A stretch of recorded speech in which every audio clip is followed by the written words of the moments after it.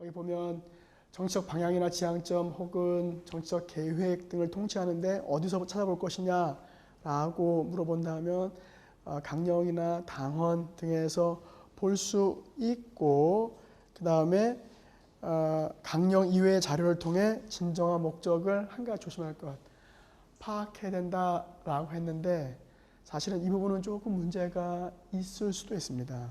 왜냐하면 숨겨진 목적이라고 하는 것을 찾는 건 사실 상당히 추상적이고 주관적일 수 있습니다. 그렇죠? 객관적으로 드러난 목적이 아닌 그 뒤에 뭔가를 찾는다.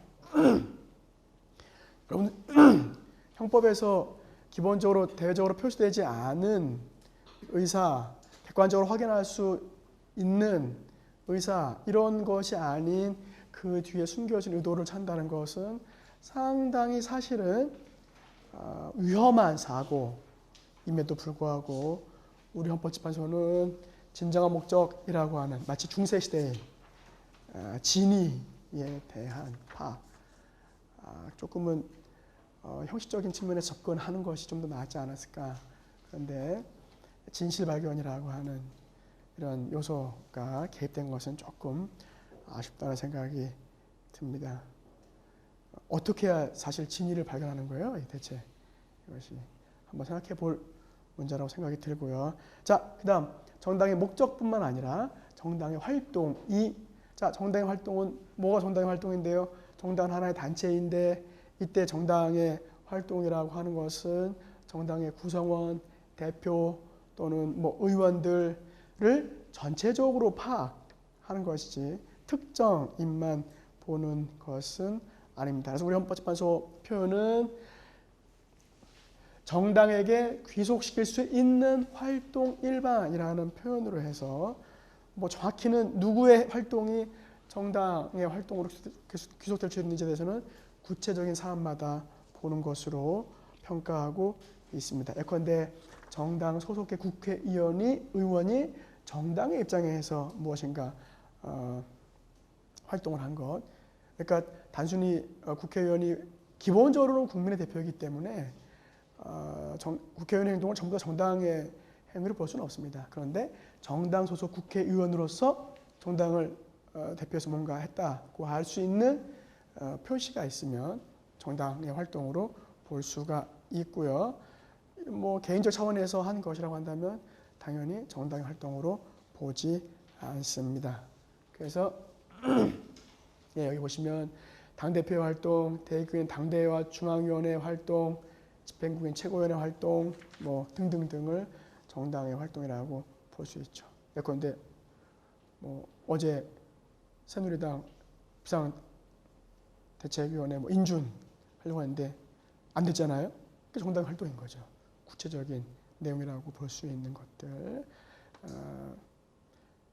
그다음 이러한 정당의 활동이 민주적 기본 질서에 위배될 때, 자, 민주적 기본 질서라고 하는 것, 우리 헌법상 민주주의 원리의 핵심적인 내용으로 볼 수 있는 민주적 기본 질서, 제가 우리 헌법재판소로 민주적 기본 질서를 법치주의와 민주주의가 혼합된 형태의 내용이라고 말씀을 드렸고요.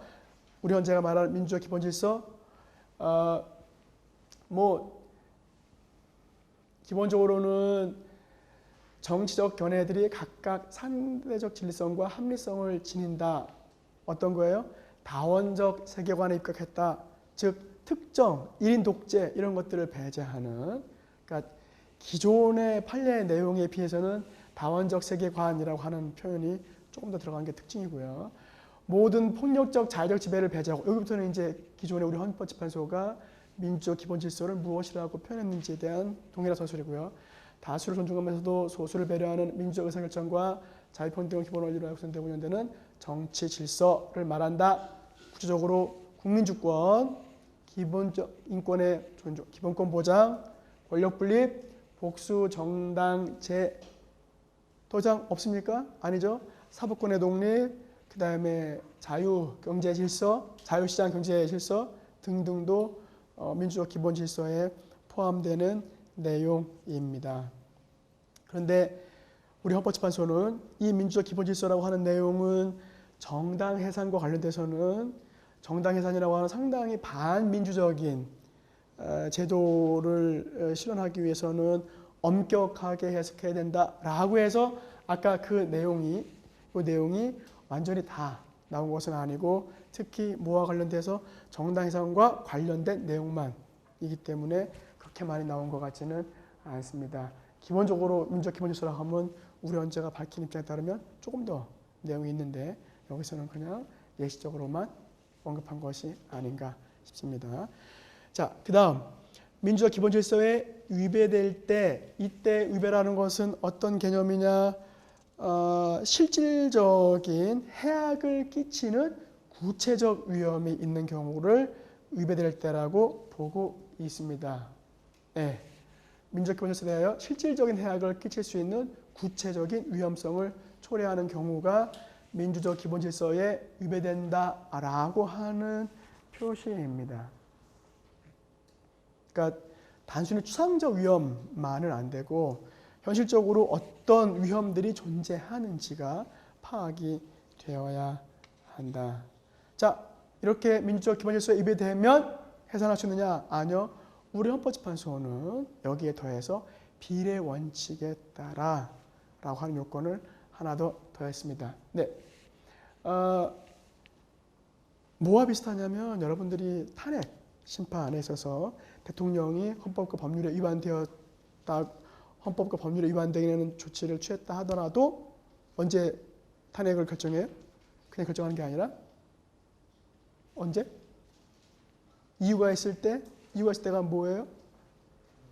네, 탄핵을 통해서 얻을 수 있는 공익, 헌법과 법률의 보호와 또 헌법과 법률 위반한 국가기관의 지위의 박탈을 통해서 얻는 이익과 또 그로 말미암아 발생할 수 있는 정치적 혼란 등을 형량해 봤을 때 그때 뭐가 더 우월해야 돼요? 공익이 더 우월해야 됩니다. 마찬가지로 또 그걸 뭐라고 표현해요? 헌법 위반의 중대성 이렇게 표현했잖아요. 근데 여기서 우리 헌법재판소는 기본적으로 위헌정당을 해산함으로써 얻게 되는 공익과 위헌정당을 해산함으로써 얻게 되는 사익, 어떤 사익이 침해가 돼요? 정당의 개별적인 정당 설립의 자유, 정당 활동의 자유, 민주주의의 후퇴 이런 것들이 있을 수 있고 정당 해산을 함으로써 얻게 되는 공익, 자 기본적으로 그로 말미암는 공익, 사회의 안전, 민주주의의 보호 이런 거 있죠. 자 이러한 공익이 정당의 자유에 따르는 사익에 대한 침해보다 훨씬 크면 정당을 해산할 수 있다라고 우리 헌법재판소는 판단하고, 자 요건은 정당의 목적과 활동이 민주적 질서를 좁게 해석해서 위배될 때 비례 원칙에 따라 해산한다고 상당히 엄격한 기준을 설정한 것 같은데 실제로는 통진당 해산했습니다. 반대 의견, 1인의 반대 의견. 야, 구체적인 해악 이게 대체 어디 있느냐? 도대체 뭐 내란 선동, 음모라고 말하는데 어디 있지? 심지어 대법원은 내란 음모는 무죄, 선동은 오케이. 자 이런 거라고 한다면 기본적으로 문제가 있지 않느냐라고 해서 뭐 반대 견해가 있었지만 결국 8대1로서 해산이 결정이 되었습니다. 자, 뭐 정당 해산 심판 절차는 우리가 이미 지난 헌법재판소 권한에 있어서 다뤘지만 다시 한번 리뷰해 본다면 기업 어떤 절차를 거쳐요? 정당 해산 심판. 첫 번째 누가 제소한다? 정부가. 그냥 제소합니까? 국무회의 89조 국무회의 심의 사항에 규정되어 있고요. 제14호에 있습니다. 그 다음 기본적으로 정부가 결정할 때는 재량이지만 재량이지만 뭐 민주적 기본질서 위반된다고 한다면 당연히 청구하는 것이 맞겠죠. 그 다음 정당 활동에 대한 가처분도 가능합니다. 헌법재판소법 제57조에 대해서 가처분 결정이 정당 활동의 자유에 대한 위헌적인 침해 아니냐에 대해서 헌법재판소 안이 가능해 라고 보았고요. 그 다음 이유가 있으면 6인의 찬성으로 정당 해산 결정할 수 있습니다. 결정서는 뭐 국회 등에 통보가 되고 이에 대한 사무, 정당의 해산에 관한 사무는 선거관리위원회가 해산 결정 통지를 집행을 한다. 헌법재판소법에서 다 다루었던 내용이고요. 한 가지 정당 해산 심판에 있어서 혹 필요한 조항이 있다고 한다면 어떤 규정을 준용한다? 민사 규정을 준용한다. 정당 해산이라고 하는 것이 마치 형사 절차와 같이 특정 정당을 제소하고 그 정당에 대한 해산을 결정하는 것은 민사적인 상황보다는 오히려 형사적인 상황이 아니냐. 탄핵과 같은 그렇다고 한다면 형사 규정을 적용하는 것이 맞지 않느냐라고 하는데 우리 헌법재판소는 아니 절차의 보충, 보완에 따른 것이기 때문에 또 충분히 뭐 정당 해산에 관해서 정당이 방어할 수 있는 기회가 있기 때문에 정당의 공정한 재판을 받을 권리에 대한 위헌적인 침해는 아니라고 보고 있습니다. 헌법재판의 성질에 반하지 않는 범위에서 적용하는 것이기 때문에 무조건 민사규정 다 적용하는 것은 아니다. 그렇기 때문에 공정한 재판을 받을 권리에 대한 침해는 아니라고 헌법재판소는 보고 있습니다. 자, 정당 해산으로 말미암은 효과 정당법에 규정되어 있습니다. 정당법 제40조를 보면 대체 정당 금지됩니다. 대체 정당인지 어떻게 알 수 있겠습니까? 뭐 기본적으로 중요한 당직자, 구성원, 주요 인물들이 기존 해산된 정당의 인물이라고 한다면 그 동일성을 확인할 수 있겠죠. 유사명칭 사용 금지 글쎄요. 뭐 유사명칭이 어디까지 유사명칭이 좀 문제가 될 수 있습니다. 예컨대 통합진보당이었으니까 진보통합당이면 어떻게 됩니까? 유사명칭이에요? 아니에요. 진보통합 아니면 진보당 아니면 통합당. 네, 뭐 일정한 한계가 있겠죠. 그래서 그런 의미에서 조금 생각을 해봐야 되겠다. 자, 그다음 해산 정당의 자녀 재산은 국고로 귀속이 된다. 정당법 제48조. 그다음 마지막으로 중요한 것 해산 정당의 국회의원은 그 의원직을 박탈당합니다. 헌법상 법률상 아무런 근거는 없습니다. 그럼에도 불구하고 우리 헌법재판소는 정당 해산 제도의 의미와 실효성 등을 고려해서 헌법과 법률에도 없음에도 불구하고 국회의원들 위헌정당 해산으로 말미암아 해산된 정당 소속의 국회의원들의 의원직을 박탈했다고 하는 점. 기본적으로 헌법재판소도 인정하고 있듯이 국회의원이 국민의 대표다, 자유위임 원칙이다 라고 하는 것을 앞세우면 사실은 위헌정당이라고 해서 소속 국회의원의 의원직을 박탈하는 것은 논리적인 연결성은 없습니다. 그런데 정당해산 제도가 추구하는 어떤 민주적 기본질서에 위배되는 국가활동의 제한이라고 하는 것. 헌법재판소는 위헌정당으로 해산했는데 국회의원들을 놔두면 위헌정당이기 때문에 해산한 의미, 효과가 없다라고 말하는데 글쎄요. 국회의원 혼자 활동하는 것과 정당을 배경으로 하는 것이 차이가 없나요?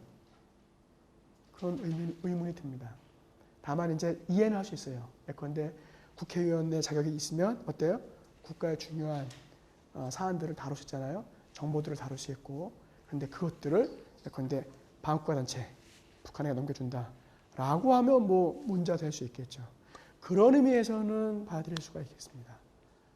하지만 정당이 없는 국회의원, 어떤 국회의원이에요? 무소속 국회의원. 의미가 있어요? 무소속 국회의원 누군지 알아요? 유승민 말고는 잘 모르잖아요. 그죠? 그 실제로 국민대표라고 할 때 정당의 소속과 국민 대표성 생각해 볼 때 반드시 위원정당이면 소속 국회의원을 잘라야 되느냐에 대해서는 조금 의문이 있을 수 있습니다. 우리 헌법재판소는 이러한 비상 상황 하에서는 이렇게 표현했어요. 정당해산 심판제도의 본질은 그 목적이나 활동이 민족 기본 질서에 배되는 정당을 국민의 정치적 의사 형성 과정에서 미리 배제함으로써 국민을 보호하고 헌법을 수호하기 위한 것이다. 어떠한 정당을 엄격한 요건 아래 위헌 정당으로 판단하여 해산을 명하는 것은 헌법을 수호한다는 방어적 민주주의 관점에서 비롯되는 것이고, 이러한 비상 상황 하에서는 우리가 어떠한 비상 상황이었습니까? 통진당이 막 활동하는 것이 비상 상황이었어요. 국회의원의 국민 대표성은 부득이 희생될 수밖에 없다라고 함으로써 뭐 논리적으로 설득력이 있는지는 잘 모르겠습니다. 만약에 국민 대표성을 강조한다면, 정당 국가성을 강조한다면 그럴 수 있지만, 국회의원의 국민 대표성을 강조한다면 사실은 논리적인 결과도 아닐 뿐더러 특히 민주적 정당성을 갖는 비례대표는 자를 수 있을 것 같아요. 왜냐하면 정당 해산과 함께 정당 때문에 표를 얻은 의원이기 때문에 비례대표의 박탈은 가능한데, 최소한. 그러나 지역구 의원의 박탈이라고 하는 것, 의석 박탈이라고 하는 것은 제가 볼 때 설득력이 그렇게 있어 보이지는 않습니다. 최소한. 자, 그 다음 남용의 문제. 사실 이 위원정당 해산 제도라고 하는 것은 가장 큰 위험이 이를 정당 탄압의 도구로 활용하는 데 문제가 있습니다. 과거에 그 등록 취소였나요? 소위 말하면 조봉암 선생의 진보당을 누가 육군 그 당시 특무대하고 서울시경이 수사하고 조봉암 씨를 불법 감금하고 그 다음에 진보당을 등록 취소시키고, 다 어떤 상황에서 한 거예요? 그 독재 상황에서 한 거잖아요, 대통령이. 그러니까 뭘 통해서? 등록 취소를 통해서. 그러니까 이러한 것을 남용하게 되면 상당히 문제가 있는 것 같습니다. 우리 헌재가 이때 정당 해산 제도와 관련해서 언급한 소위 말하면 방어적 민주주의 혹은 투쟁적 민주주의라고 하는 개념이 뭐냐? 독일의 역사적 경험 때문에 온 것이죠. 자, 민주주의라고 하는 것은 원래 내용적인 개념이 아닙니다. 그렇죠? 다수에 의한 지배라고 하는 것은 그 내용이 뭔지를 따지는 것이 아니라 수적인, 양적인 과다에 의한 지배이기 때문에 사실 소위 말하면 가치 상대주의, 옳고 그름에 대한 문제가 아니에요. 무조건 다수가 끌고 가면 끝입니다. 적절한 비유는 되지 않지만 그런 거죠. 여러분들 다수가 진도를 모의고사 더 이상 안 보겠다 반대하면 안 볼 수 있죠. 꼭 봐야 되는 의무는 없으니까요. 강제하면 안 보겠다. 그럼 안 할 수 있죠. 다수가 원한다고 한다면. 그러니까 옳고 그름의 내용이 아니라 다수에 의한 지배이기 때문에 항상 이제 이 중우 정치가 문제가 되고, 독일은 실제로 나치의 지배가 절차적으로는 그렇게 문제가 안 됐습니다. 왜요? 국민 다수가 지지를 보냈기 때문에. 그러니까 재밌게도 히틀러는 한 번도 제국의회에서 연설을 못 해봤어요. 재밌게도. 연설이라고 하는 게 제국의회에서가 아니라 주로 밖에서. 그래서 이제 의사당에서는 한 번도 못 해봤대요. 그래서 그거를 또 그래도 아직 독일의 민주주의 살아있어 이렇게 많은 사람들은 또 그걸 또 강조해요. 그런데 많은 사람들에 의해서 합법적으로 독재자로 등극을 했기 때문에 그런 경험에 있어서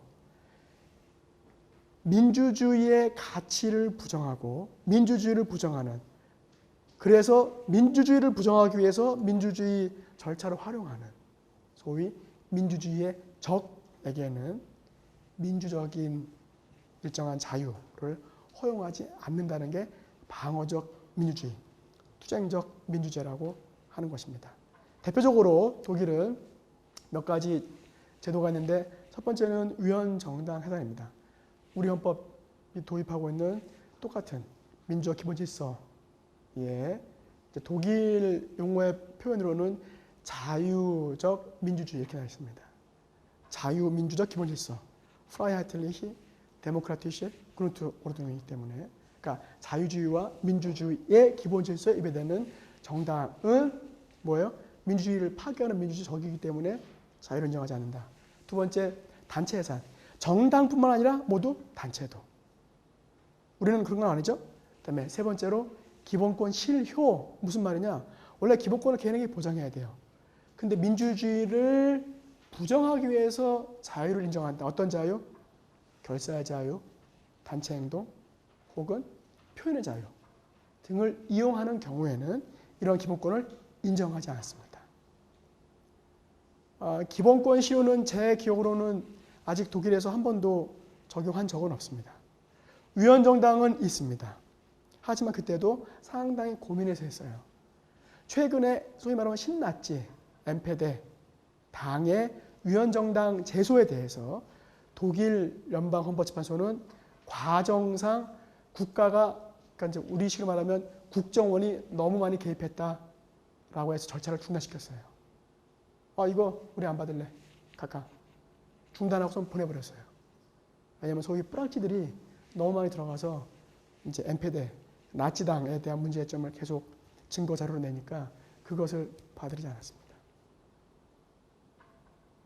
그러니까 정말 정당의 정당의 활동과 목적이 민주적 기본 질서 위배된다는 것을 표현하려면 객관적으로 하라는 거예요. 들어가서 뭐 진위가 어떻고 그러니까 이거를 뽑아내서 뭐 하겠다고 뿌락지 심고 그러지 말고 정말 제대로 공정하게 하라.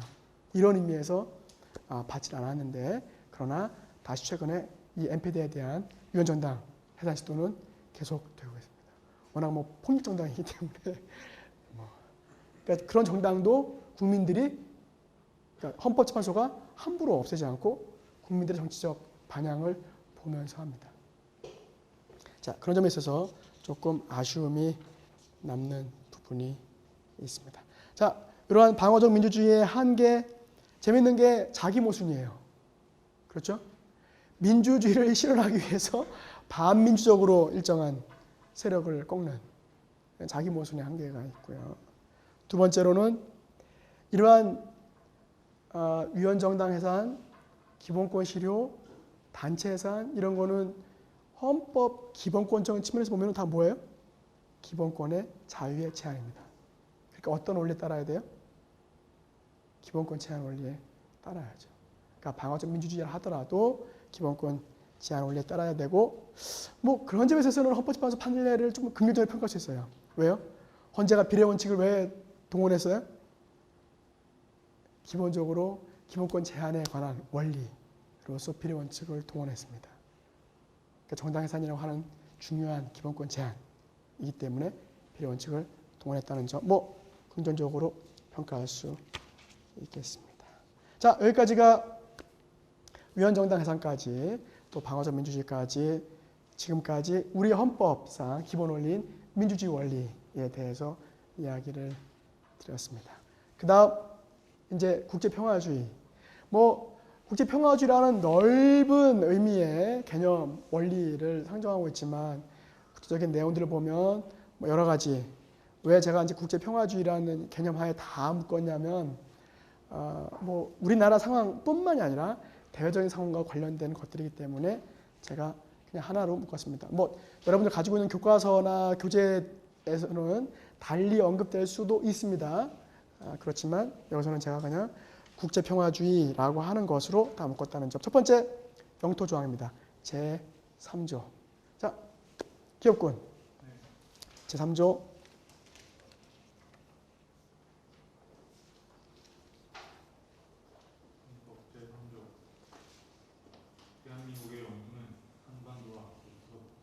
네,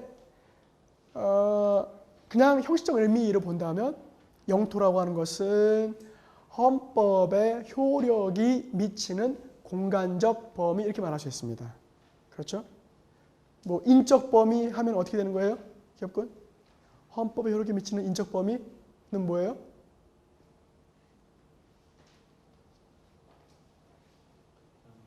국민에겐 다.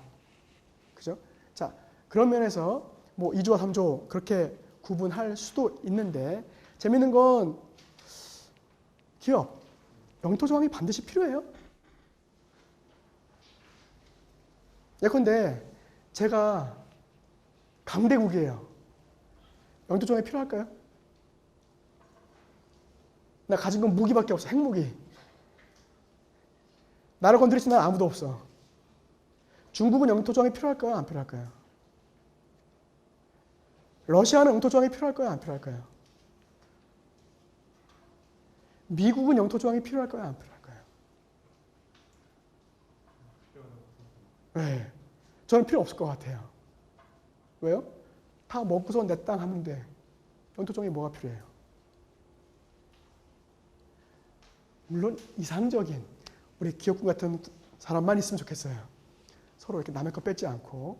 근데 기본적으로 국제적인 관계에 있어서 영토 조항이 반드시 필요하냐에 대해서는 의문이 있고요.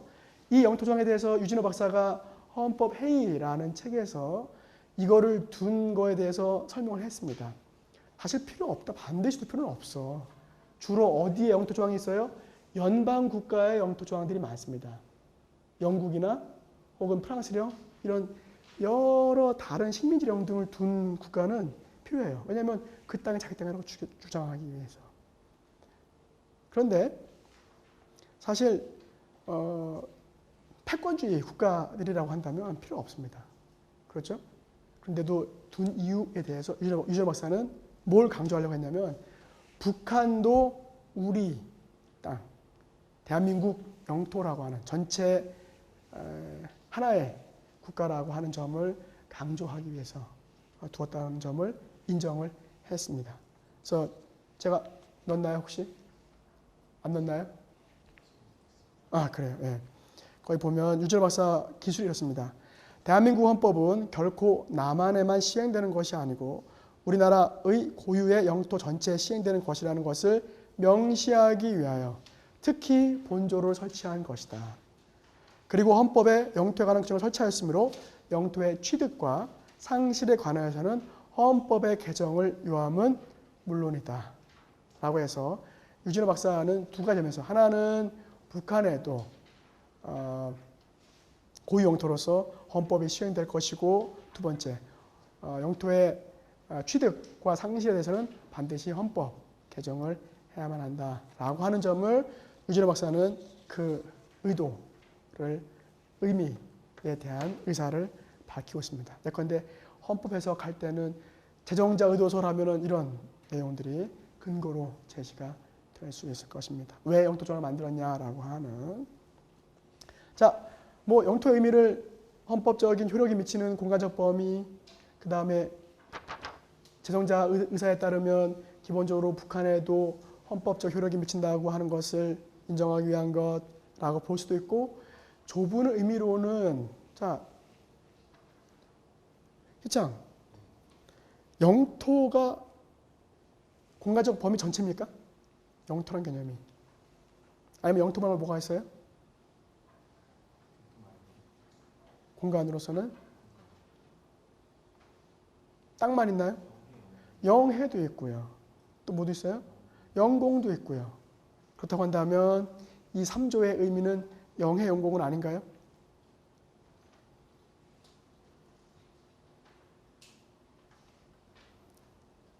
갈등하지 말고 자신 있게 내지르면 다 포함해서 넓게 해석한다면 표현은 영토지만 의미는 영역으로 해석할 수 있고요. 교수님 영토라고 되어 있는데 그렇게 해석했습니까? 좁게 영토라고 하더라도 영해와 영공은 어떻게 결정돼요? 영해는 영토를 기준으로 일정한 거리에 있는 해역, 영공은 영토와 영해의 수직 상승 공간, 어디까지?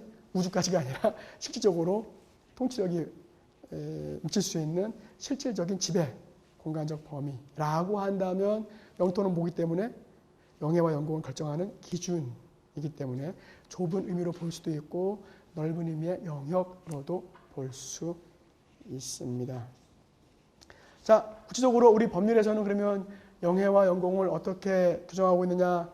영해 뭐라고 규정하고 있어요? 영해? 영해 및 접속 수역법에서 영해 뭐라고? 기선으로부터. 기선이 뭐예요? 기선이 뭐예요 대체? 기선.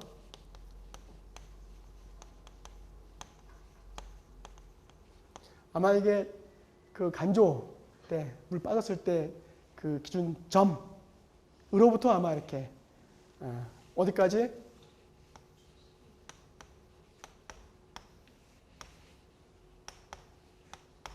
나머지 12L은 접속수역이라고 해서 원래 접속수역 표현은 기선으로부터 24L이라고 되어 있습니다. 그런데 그 중에서 뭘 뺀? 영해를 뺀 이렇게 언급했어요. 그래서 나머지가 접속수역이다. 접속수역의 의미? 했잖아. 접속수역이 무슨 의미가 있어요?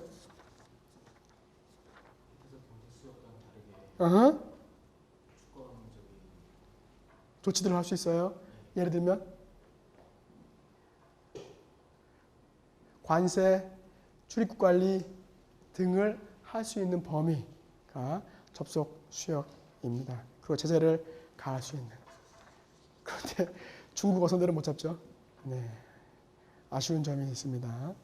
자, 그 다음에 배타적 경제 수역이라고 하는 천연 자원의 탐사, 일정한 자원의 채굴 등을 개발, 보존하는 할 수 있는 경제 활동에 관한 주권적 권리를 행사할 수 있는 수역을 배타적 경제 수역이라고 한다. 그러나 실제로 일본과의 관계 때문에 중국과의 관계 때문에 중국, 일본 쪽으로는 그렇게까지는 하지를 못하고 그 부분에 대해서는 달리 규정이 있습니다. 그래서 일본과는 아마 3L인가 밖에 안 될 거예요. 실제로는. 지금 이 원칙은 그렇지만. 자, 또 하나. 우리 제3조는 대한민국 영토는 한반도와 그 부속 도서로 한다라고 했습니다. 한반도. 솔직히 한반도라고 할 때 한반도가 압록강, 두만강이 경계인가요? 정확히는 나와 있지 않아요. 한반도 대체 어디냐? 아니면 요동까지 전부 다 포함해서 한반도입니까? 네. 그런데 한반도와 부속도서라고 하는 것 자체가 이미 그런 표현이다. 그런데 무엇 때문에? 북한 때문에. 그래서 이 한반도와 부속도서로 한다라고 하는 의미는 우리 대법원의 판례를 기반으로 하면 기본적으로 북한은 누구 땅? 북한은 대한민국 땅. 그게 영토이고 두 번째. 그러면 지금 북한 정권 김정은 씨는 뭐예요? 괴뢰 정부일 뿐이고 반국가단체, 대한민국 정부를 인정하지 않는. 북한 주민은 뭐예요? 그 반국가단체 구성원이고. 그 다음에 북한 지역은 우리가 앞으로 회복해야 할 미수복 지역이고 이렇게 의미가 있겠습니다. 정신이 없는데요? 안 나와 있나요? 네, 정리가 안 되어 있어요. 오케이. 자, 한 가지. 북한 주민이 반국가단체의 구성원이긴 하지만 우리 대법원은 다른 한편 북한 주민에 대해서 대한민국 국적을 가지고 있는 대한민국 사람임을 부정하지 않았습니다.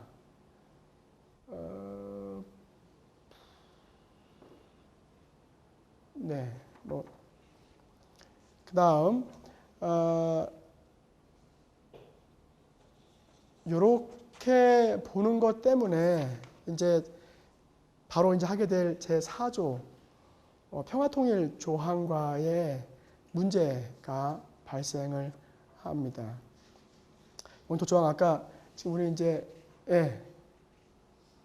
오케이 여기 지금 그래서 의미에 대해서 제가 지금 말씀드린 것 간략하게 요약을 해 놓았고요.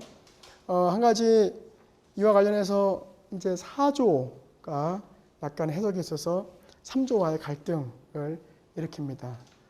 군 4조 헌법 4조 네.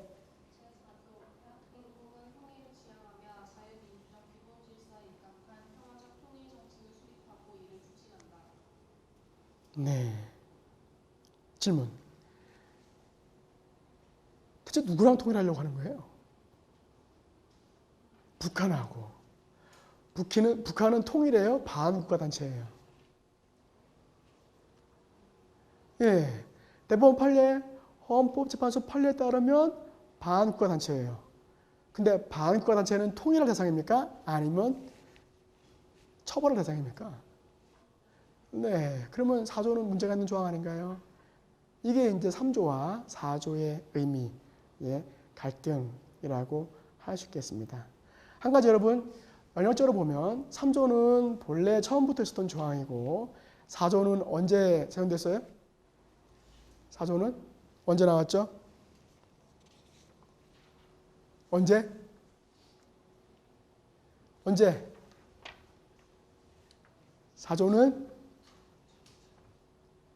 4조는 객관식 나오면 다 드리는 거야 이거 지금. 규백 4조는 현행 헌법에서 처음 나왔어요. 여러분 헷갈리지 마세요. 평화통일에 관한 내용은 전문이나 이런 데서는 이제 유신헌법 때 나왔지만 4조 자체는 현행 헌법에서 처음 나왔습니다. 조심하십시오. 제가 안 써놨나요? 안 써놨군요. 오케이. 저는 별 생각 없이 그냥 넘어가려고 했었는데. 자, 현행헌법입니다. 4조. 조심하세요. 영토 조항은 처음부터 있었지만 이제 언제 처음으로 남북한이 분리되었다는 것을 언제 처음 인정했느냐라고 한다면 북한에 대한 존재를 인정한 것은 헌법에서 부칙에서 제3공화국 헌법 때 정했습니다. 그 부칙 보면은 앞으로 이제 북한하고 통일하면 이렇게 회복하면 할 거다 이렇게 그랬고 그 다음에 이제 제4공화국 때 바로 헌법 전문하고 대통령 선서 조항에 평화통일에 대한 내용이 통일에 대한 내용이 들어갔고요. 그 다음에 현행헌법에서 4조가 들어왔습니다. 그러니까 사실 4조 제정할 때 조금 3조의 관계를 고려했으면 나았을 텐데 아무래도 이제 야권 세력이 강하게 주장하고 있다 보니까 이게 약간 그 충돌을 피할 수가 없었습니다. 자, 내용 뭐예요? 그냥 조문만 보면 어떤 내용이 있어요? 첫 번째, 어떤 의무가 있어? 대한민국에? 국제평화유지? 4조가? 통일을 지향해야 된다는 거. 그러니까 북한이랑 관계를 계속 이렇게 두면 안 된다는 거죠. 두 번째,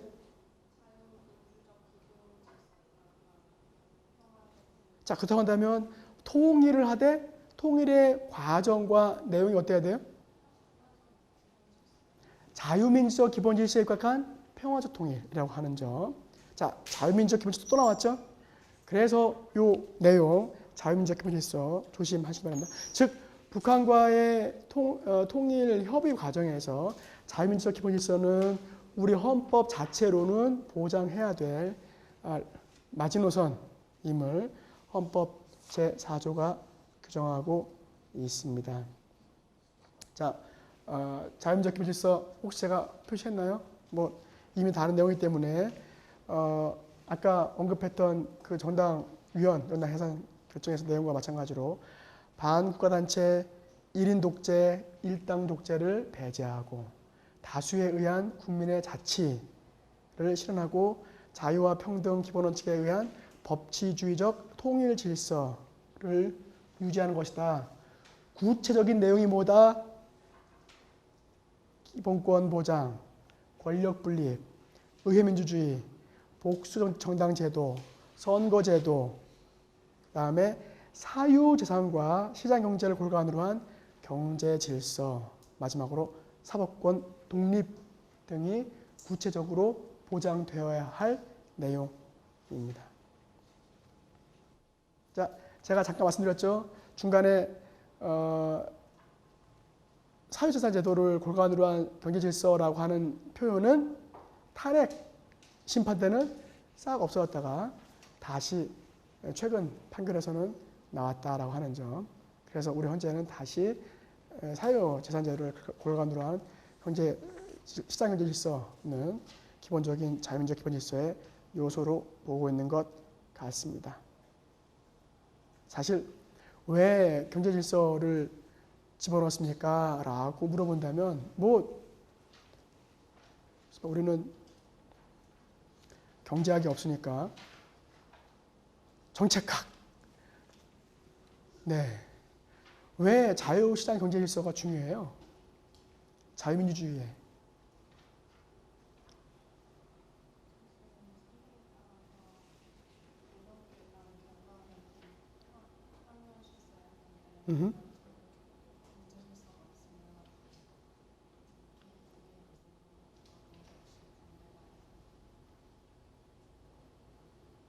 네.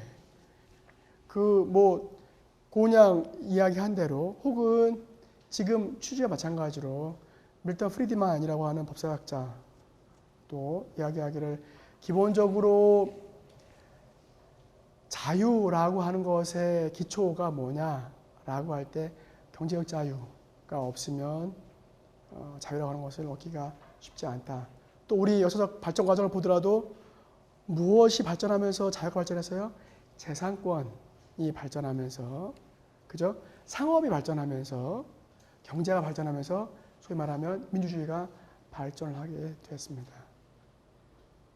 오늘날은 너무 자본주의, 이 자유 경제가 앞서가기 때문에 이제 부작용들이 나타나서 문제이긴 한데 기본적으로 자유의 발전에는 그러한 배경, 근거, 기초가 있기 때문에 그렇다고 볼 수도 있겠습니다. 자, 자유민주적 기본질서의 법적 의미는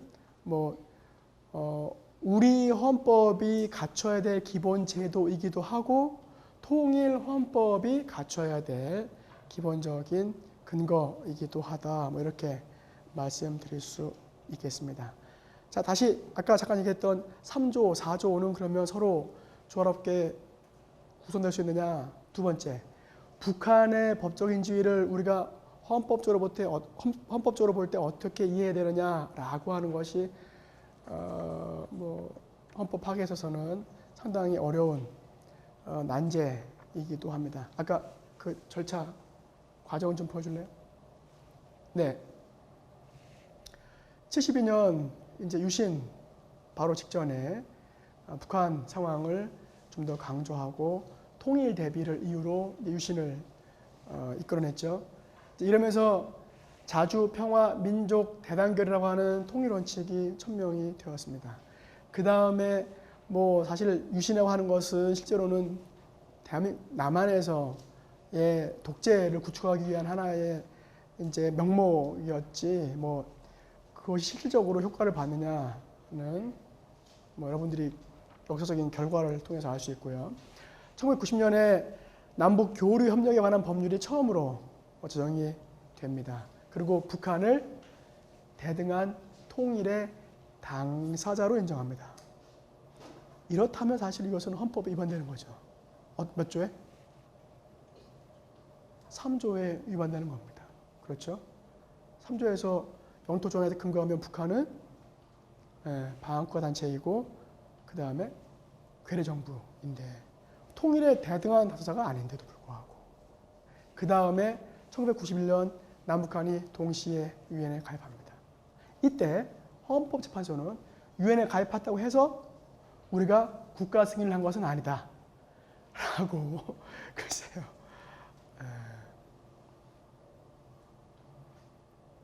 그것과 비슷하죠. 우리 입법 과정에 있어서 절차상 위헌이 있지만 법률은 효력이 없는 것은 아니다. 뭐 물건을 훔쳤지만 절도죄는 아니다. 그렇죠? 사람을 팼지만 뭐 폭행죄는 아니다. 가입은 했지만 국가 승인은 아니다. 자, 헌법재판소가 직접 판례에서 밝혔습니다. 그 다음에 이제 남북 합의서. 그 다음에 2000년에 뭐 하셨죠? 남북 정상 공동 선언문. 이제 김대중 대통령이.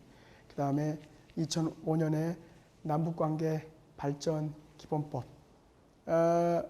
남한과 북한 간의 관계를 이제 여러 가지 논란이 되니까 국가 간 관계라고 하지 않고 뭐라고 했냐면 특수관계라고 이렇게 법률에서 언급을 했어요. 왜냐하면 하도 이제 문제가 된다고 보여지니까 이를 국가 간 관계가 아니다라고 이제 이렇게 보았습니다.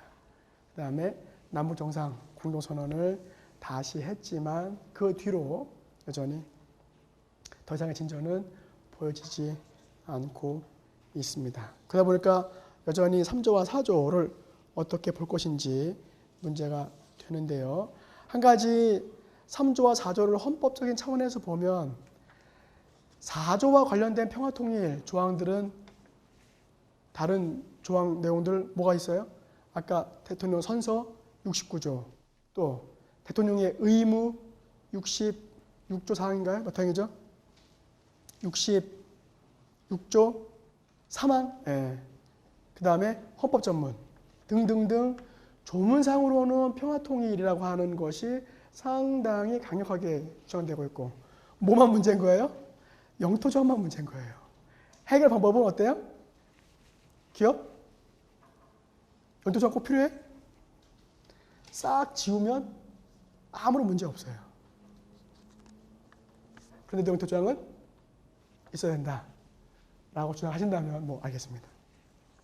자, 기본적으로 3조와 4조는 조화되기가 쉽지 않은 측면이 있는데 제 개인적이고 주관적인 해결 방법은 영토조항이 꼭 필요가 있는 것이 아니라고 한다면 영토조항을 다음번 헌법 개정할 때 삭제해도 큰 문제가 되는 것은 아니지 않을까.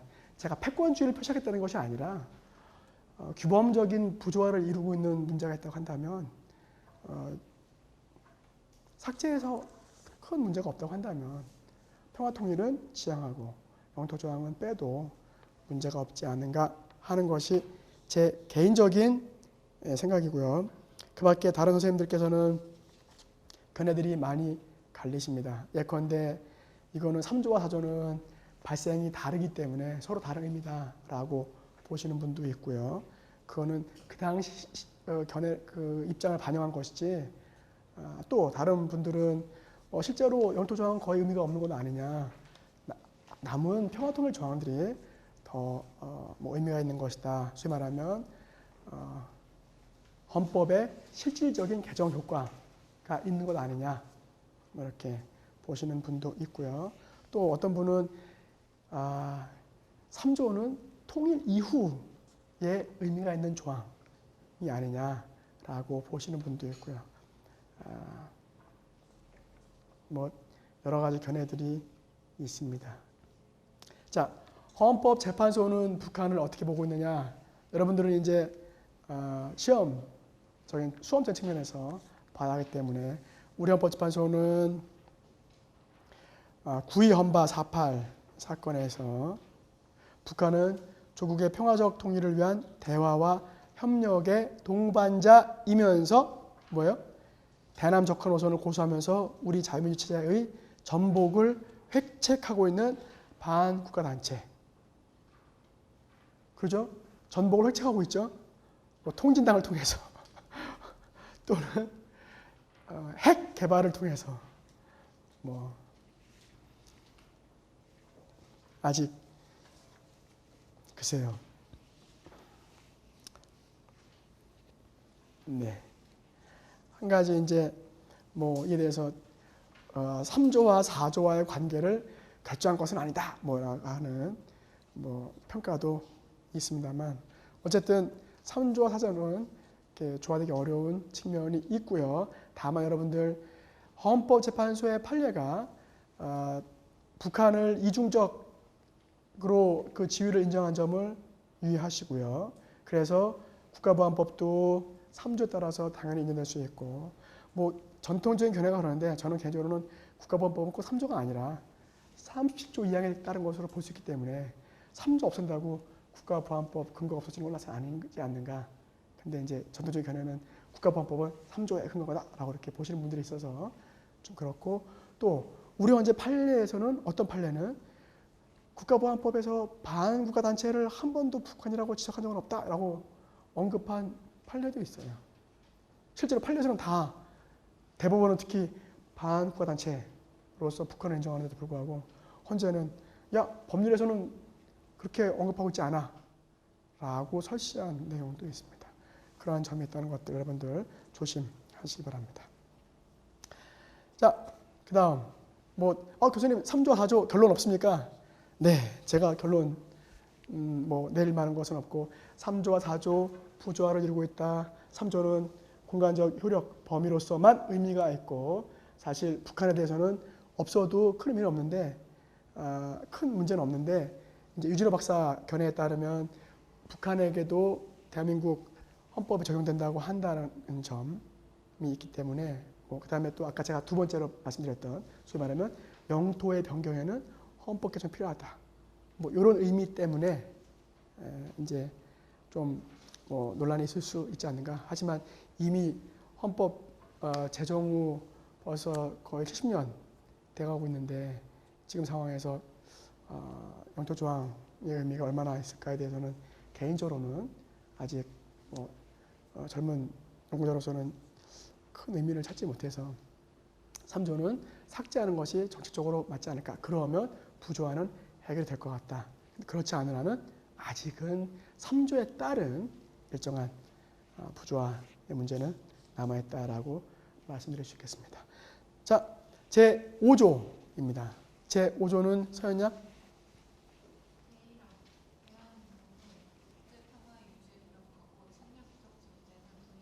네.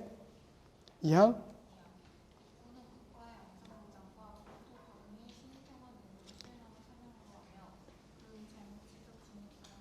네, 두 가지를 언급하고 있죠. 첫 번째는 침략 전쟁을 부인하고 있고요. 두 번째는 국군의 사명을 언급하고 있습니다. 먼저 침략 전쟁의 부인입니다. 침략 전쟁의 부인 왜 놓았느냐? 아까 기업군 얘기했듯이 이거 가지고 만약에 다른 나라 침공하려고 하는 근거를 삼으려면 안 되니까. 그러니까 기업군 걱정은 사실은 5조를 통해서 해결이 될 수가 있습니다. 뭐가 침략 전쟁이냐? 자국의 이익을 위해서, 영토의 확장을 위해서 이런 것 때문에 먼저 선제해서 다른 나라를 군사적으로 공격하는 것을 침략 전쟁이라고 할 수가 있겠습니다. 우리 헌법이 침략 전쟁을 부인하기 때문에 그 밖의 전쟁, 특히 방어 전쟁은 문제가 안 됩니다. 그래서 대한민국이 다른 국가들과 함께 방위하는, 다른 나라를 도와준다거나 혹은 전쟁에 대해서 이를 방어하는 군사 작전 등에는 충분히 참여할 수가 있습니다. 이거는 유엔 헌장에도 언급된 내용이고요. 문제는 다른 나라의 침략 전쟁에 관여할 수 있느냐? 왜요? 우리 헌법이 침략 전쟁을 부인하면서 다른 나라 우리가 침략 전쟁을 안 하더라도 다른 나라의 침략 전쟁에 개입하면 이것은 문제가 되는 것 아니냐? 야, 다른 나라의 전쟁은 침략 전쟁이 아니라 선제적인 방어 전쟁이다. 그러면 대체 침략 전쟁과 방어 전쟁의 구분이 뭐냐? 예컨대 미국의 이라크 전쟁은 미국 국제법 학자들을 빼놓고는 유럽의 국제법 학자들은 다 침략 전쟁이라고 봐요. 선제 공격이라고.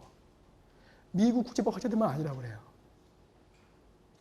우리나라는 미국의 이라크 전쟁에 개입하면 그러면 침략 전쟁에 개입한 거냐? 아니면 미국 국제법 학자들에 따라서 침략 전쟁에 개입한 것이 아니냐. 어떻게 평가해야 돼요? 라는 문제가 발생하니까 우리 헌법재판소 어떻게 한다? 그 평가는 우리가 할 수 없어. 누구한테 맡겨? 정치권에 맡겨.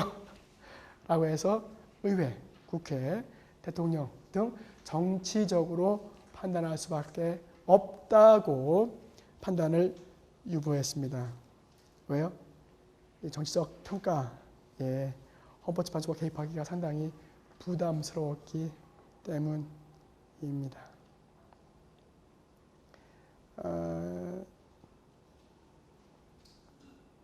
네.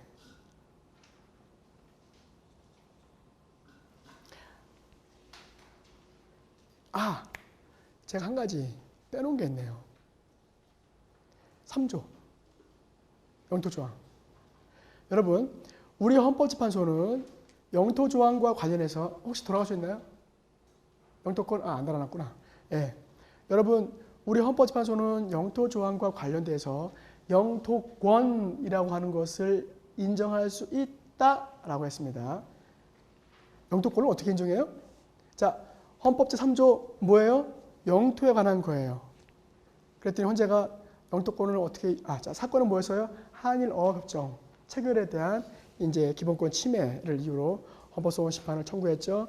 그랬더니 야, 어업협정 맺음으로써 침해되는 기본권이 뭐야? 그랬더니 영토권. 영토권이 어디 있지? 그랬더니 헌재가 3조.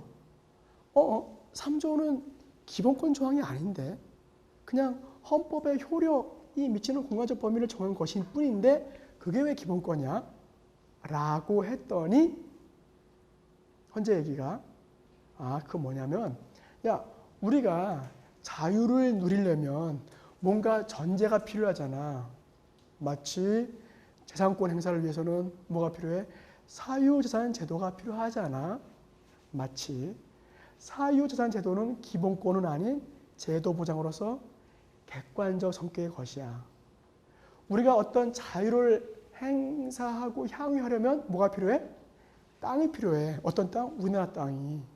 그러니까 그 땅을 규정하고 있는 조항, 객관적인 내용의 헌법 조문이지만 거기서 어떤 거를 주관적 권리를 도출해낼 수 있어. 이렇게 말합니다. 여러분들 생각하실 때는 이해할 만한 합리적인 근거인가요? 네, 저로서는 아닙니다. 저는 그런 부분 상당히 반대하는 입장이기 때문에. 그런데 그런 식의 논리라면 우리 헌법은 침략 전쟁을 부인해. 그러니까 어떤 기본권이 있어? 평화롭게 살 기본권이 있어. 어떤 기본권? 평화적 생존권. 이렇게 말할 수도 있잖아요. 객관적인 헌법 질서 제5조에서 주관적인 기본권으로서 평화적 생존권. 객관적인 헌법 질서 제3조에서 주관적 기본권으로서 영토권. 같은 논리 하니까 근데 헌재는 영토권은 그렇게 얘기해놓고선 평화적 생존권은 침략 전쟁의 부인이 아니라 어디서? 열거되지 않은 기본권, 인간의 존엄과 가치, 행복 추구권 이런 데서 도출된다고 했습니다. 물론 판례에서는 침략 전쟁의 부인 그런 것도 근거가 될 수 있는 것처럼 언급을 했어요. 그런 표현들을 보면 우리에게는 평화적 생존권이 있을 것 같아.